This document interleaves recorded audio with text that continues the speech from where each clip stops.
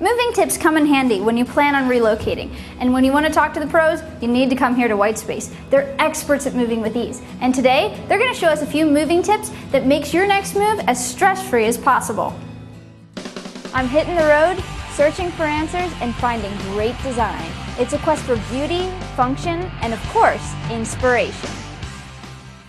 So then, what do you have to do when you move? Well, there's a process. And I guess to make it smooth moving. To make it smooth, I would say, first of all, you want to start with plenty of time.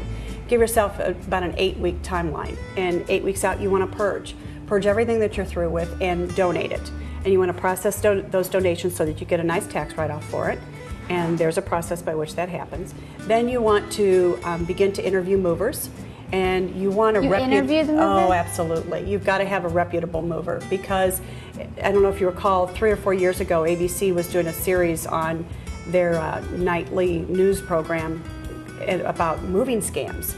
And at the time, it's not the norm, but there certainly are companies that will take advantage of you in the moving process. They will lowball your estimate and then give you the final bill, and you have to pay the bill before they'll let your things off the truck. And that bill could be 2 or 3 times what they've quoted. So you absolutely have to interview movers. Get 3 bids, talk to your friends, find out who they recommend, who they use, check the Better Business Bureau or Angie's List, but get a good reputable mover. And then interview them. Have them come in, they're going to do a quote for the house. And then you want to compare the quotes side by side. And then you want to let the movers pack you. Do not...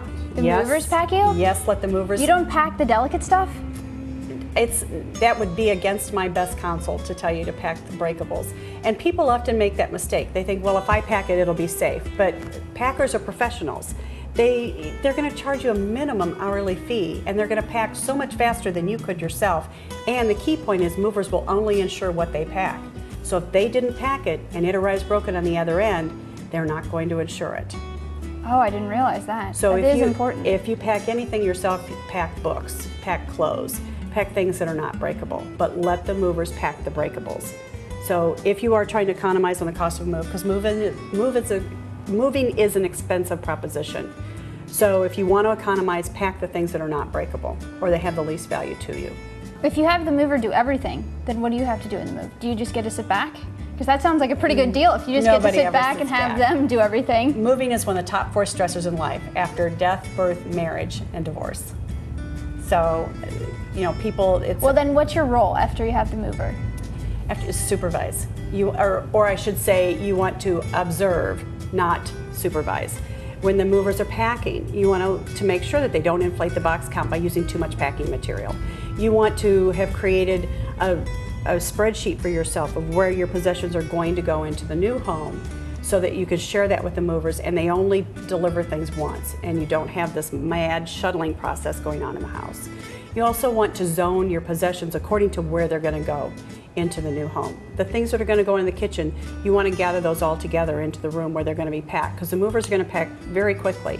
They've been known to pack trash, wallets, car keys, and boxes have to be opened and those have to be searched for if in fact they do get packed. So you want to zone all the possessions together, and you want to set aside the things that you will need to survive for the time period that you will be disrupted, because there is disruption in the move. There is no way not to be disrupted. So you want to pack a bag and you want to have your jewelry and valuables with you, not with the movers, and you want to have your purse, your wallet, you know, your eyeglasses, your driver's license, whatever, your car keys, all together in one place.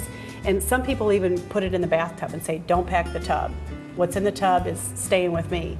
And that's one way to keep it separate from getting swept up in the packing. So basically, you want to have maybe a luggage case packed for you, just like Yes. with an overnight or 2, because otherwise you won't have the stuff that you need when you get there. Yes, all the necessities, toiletries, everything.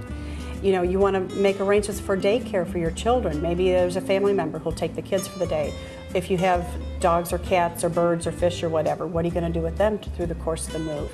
We recommend getting them off site, because animals and kids both are susceptible to the stresses of move. So if possible, you know, board the animals and send the kids to Grandma and Grandpa's house. If you're not going to hire movers to unpack or organizers to unpack you, get a group of friends together. You know, make it a very attractive offer, make it fun, and have everyone. Food's always a good draw. Pardon? Food's always a good draw. Food's Food great brings draw. everybody. Absolutely. I think I used spaghetti dinner once for one of my moves, and we were unpacked in a day. And you want to be prepared in advance. Have carpet knives and trash bags. And as soon as the Carpet knives? Carpet knives to slice open the Where do boxes. you find those? At Home Depot, Lowe's, Menards, any hardware store has So they're carpet easy to knives. find? Yes.